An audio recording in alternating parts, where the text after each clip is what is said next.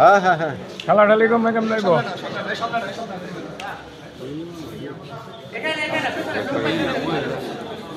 এদিকে এদিকে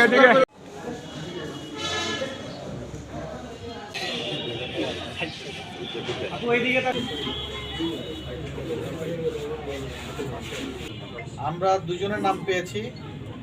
ফারজানা শান্তাকে তো অ্যারেস্ট করা হয়েছে, এবং পলাতক রয়েছে তন্ময় 25 এবং হৃদয়।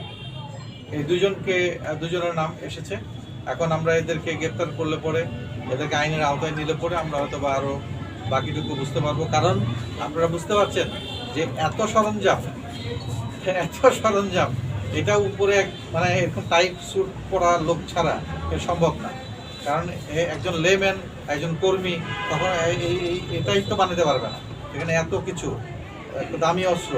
সুতরাং আপনারা নিজেরাই বুঝতে পারছেন এগুলো কাদের অস্ত্র, কারা ব্যবহার করতো, কী জন্য ব্যবহার করতো, কী কারণে ব্যবহার করতো। অতএব আমরা এগুলো উদ্ঘাটন করবো ইনশাল্লাহ। আমাদেরকে সুযোগ এবং সময় আপনাদেরকে দিতে হবে। তবে এই মুহূর্তে একজনকে গ্রেপ্তার করা আছে এবং দুজনের নাম আমরা পেয়েছি, হৃদয় এবং তন্ময়, এবং এদের গ্রেপ্তার কার্যক্রম অব্যাহত রয়েছে।